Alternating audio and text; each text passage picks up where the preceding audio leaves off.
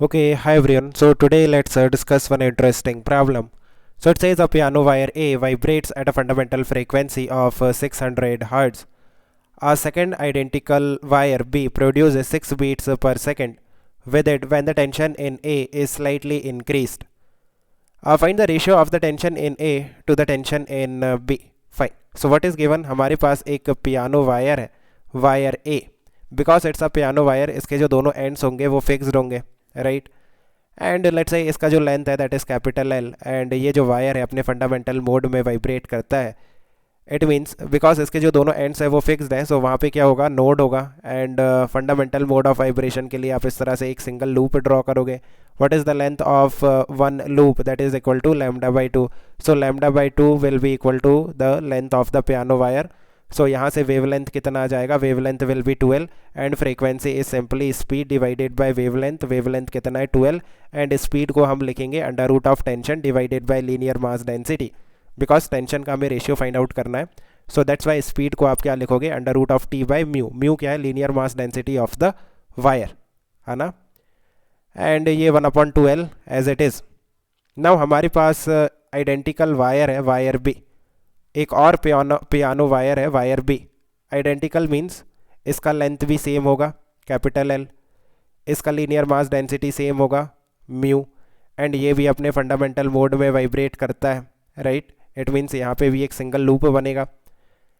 And let's say जो wire ए है उसमें टेंशन टी ए है. सो यहाँ पे देखो टी ए आ जाएगा, है ना.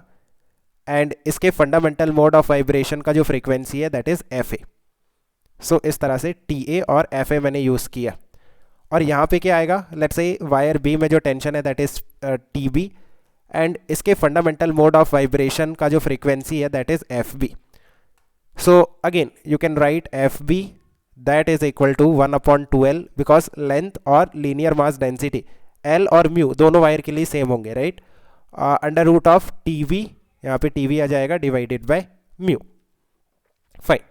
सो अभी क्या है, एवरीथिंग इज सेम. लाइक जो टेंशन है दोनों में वो सेम है. T A is equal to T B and F A is equal to F B, and F A is equal to F B is equal to 600 hertz. This value is given, right?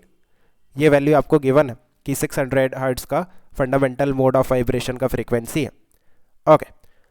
Now what happens कि हम tension को slightly increase करते हैं.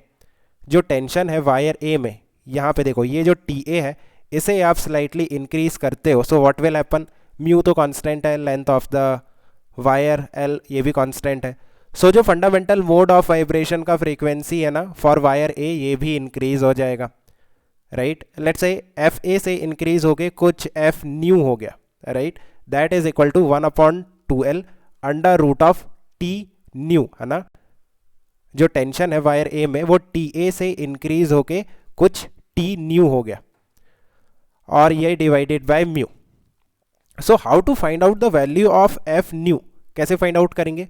उसके लिए आपको beat frequency given है F nu, and F B में जो बीट फ्रीक्वेंसी है that is given 6 hertz. Beat frequency क्या होता है? Difference in frequency, right? It F B कितना है? F B is simply 600 hertz. ये चेंज नहीं हुआ है ना. एफ बी अभी भी 600 हर्ट्स है. इट मीन्स ये जो एफ न्यू है it can be either 600 plus 6 और 600 minus 6, but it will be 600 plus 6. अभी प्लस क्यों होगा? बिकॉज आप देखो कि आपने टेंशन को इंक्रीज किया है.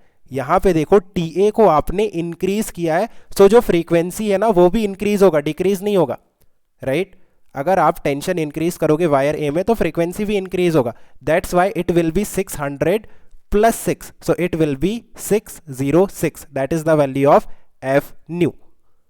सो यहां पे देखो 606 that is equal to 1/2L under root of T new divided by mu. मैंने जस्ट एफ न्यू का वैल्यू पुट किया है ना इस इक्वेशन में.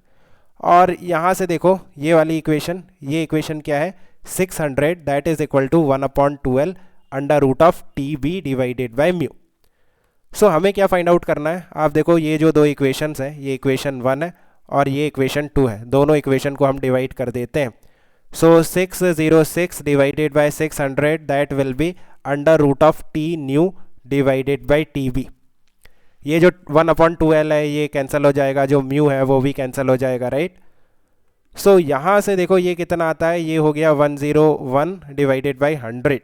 सो it will be 1.01, that is equal to under root of T new divided by T B.